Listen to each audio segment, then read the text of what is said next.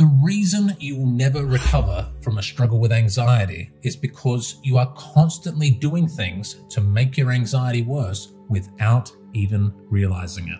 When you desperately scramble to eliminate your anxiety, you unintentionally initiate a biochemical chain reaction that causes your worst fears to come true. Have I got your attention?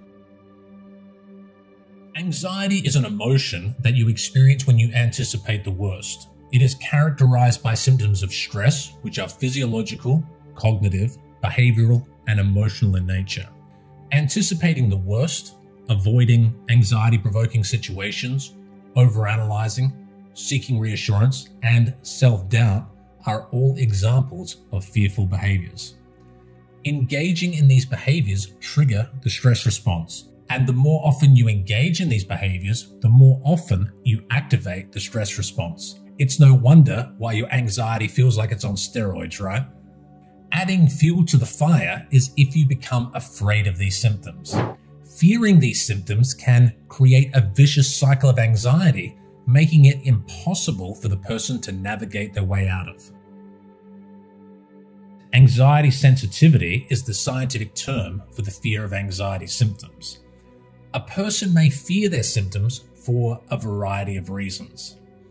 They may believe that the symptoms are a sign that they have something biologically or medically wrong with them. They may believe the symptoms are dangerous or meaningful in a negative way. They may believe the symptoms are a sign that they are going crazy, losing control, or dying. They may believe that the symptoms are their intuition warning them of some kind of imminent disaster.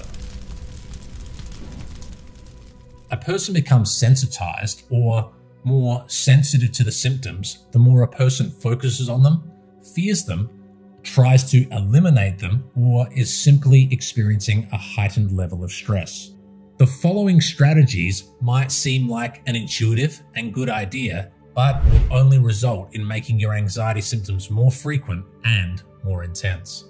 Focusing on the symptoms, fearing the symptoms, trying to directly eliminate the symptoms, catastrophically misinterpreting the symptoms as a precursor of a severe illness, imminent loss of control, or death.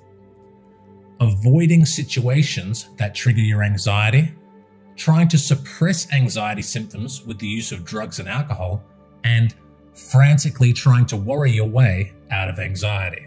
Ultimately, all the thoughts and behaviors that you engage in to try to get the symptoms to go away are the very same thoughts and behaviors that keep the symptoms hanging around. You may engage in some of these thought patterns and behaviors because you get short-term relief from the anxiety or some kind of immediate payoff. However, opting for the quick fix relief ultimately makes the problem worse rather than better. Sure, we don't want these symptoms in our life, but if we continue with the above strategies, we are fighting a losing battle.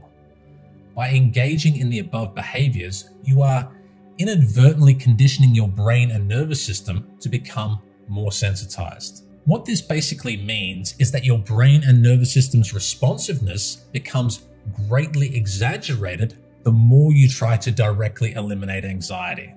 This is why you may have noticed that your level of emotional reactivity is greatly out of proportion to many of life's challenges, and why you might feel like you are constantly on edge and cut off from the world around you. Of course, you can recover from a struggle with anxiety, but not if you are going to use the previously mentioned approaches. Instead of engaging in behaviors that are going to keep you stuck in the vicious cycle of anxiety, let's explore some strategies to turn your life around. Focus on what you want in life, not on what you don't want. Whatever you focus on in life gets bigger, like a magnifying glass. Even if our focus is to get rid of our symptoms, we are still focusing on the symptoms. As much as the symptoms seem important, they are not. You are giving them more significance than what they deserve. Having goals to focus on will be a big part of moving forward in your life. Whilst you are focusing on creating the life that you want for yourself, guess what you are not focusing on? If everything you focus on gets bigger, then what do you think will happen to the things that you don't focus on? Yes, they will get smaller and in time seem insignificant to you. Allowing yourself to be guided by your values rather than your logic or your emotions is crucial in creating the life you want and becoming the kind of person that you want to be. If you give into your feelings or become paralyzed by overanalysis, then you are setting yourself up for disappointment. Being guided by something bigger in our life gives us resilience to deal with whatever comes along because we recognize that we are committed to a higher purpose. Anxiety symptoms are symptoms of chronic stress, commonly referred to as hyperarousal. The higher your overall level of stress, the more frequent and more intense your anxiety symptoms will be. So guess what? The lower your overall level of stress, the less frequent and less intense your anxiety symptoms will be. Anything that you can do to reduce your overall stress will have a flow-on effect on the frequency and intensity of your anxiety symptoms. Fighting with the symptoms themselves or trying to directly eliminate them will only cause more stress. More stress equals more symptoms. Focus on reducing stress and the anxiety symptoms will naturally dissolve. As an added bonus, you will find acceptance that much easier when your symptoms are less frequent and less intense. Many people assume that acceptance means putting up with the symptoms forever. Acceptance simply means giving up the struggle to control or eliminate your symptoms. Whilst you might not realize it, the struggle with the symptoms is what is keeping them in your life.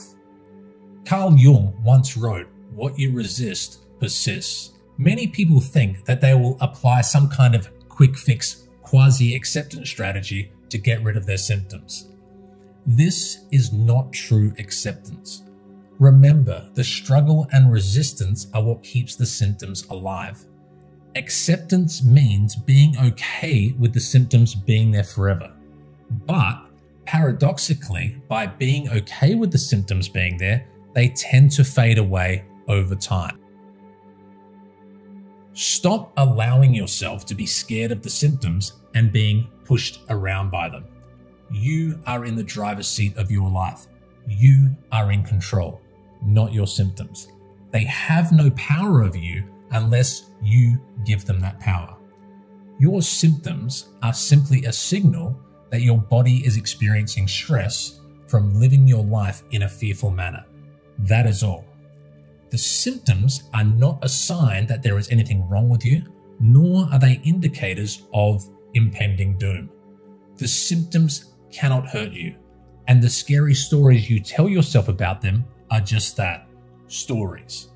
Whilst the symptoms may seem important, and whilst you might feel compelled to figure them out, or perhaps directly eliminate them, this will only add more stress, which will inevitably lead to a higher frequency and intensification of the symptoms. Start focusing on living your life and let them naturally fade away. An important point to remember is that whilst focusing on the symptoms will make them worse, you also need to be aware that trying to block out your thoughts about the symptoms can make them worse too. There is a distinction to be made here, and an important one. Yes, focusing on your goals and values will help you to move forward and allow the symptoms to fall away by themselves. However, if your attitude is to block out thinking about your symptoms or trying to suppress the symptoms, you are setting yourself up for failure. A gentle focus shift onto what you want is very different than attempting to block out or suppress your thoughts, symptoms, and emotions. Has fearing your symptoms worked to get rid of them? Has avoiding situations that trigger your anxiety helped you to get rid of them? Has wishing they would go away made them go away? At what point will you realize that a different approach is required? How about being okay with your symptoms being there? How about going into situations that trigger your anxiety and riding along with the scary feelings? How about inviting the symptoms to get more frequent and more intense? Why not give it a go and see what happens? What have you got to lose? Till next time.